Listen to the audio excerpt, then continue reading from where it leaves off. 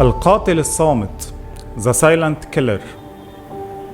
مين هو The Silent Killer في البيزنس بتاعك؟ هو العميل اللي قرر ان هو يسيب الشركة بتاعتك او المنتج بتاعك او الخدمة بتاعتك ويشوف بديل او يشوف منافس.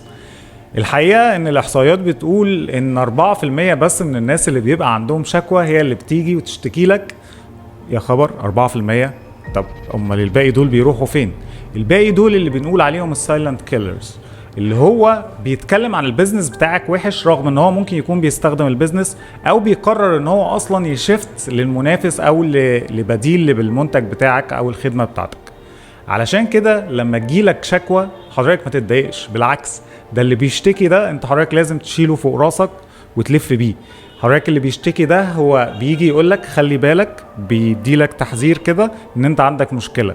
فاللي زي ده المفروض تشكره على ان هو جاي يشتكي وتتعامل مع الشكوى بتاعته ان هي مش الشكوى الوحيدة، ان في زيه كتير قوي ممكن يكونوا ما اشتكوش.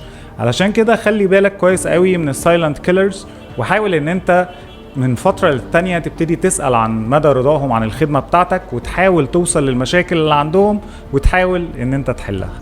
وعلى رأي المثل، مش هيشكيلك إلا اللي بقيلك.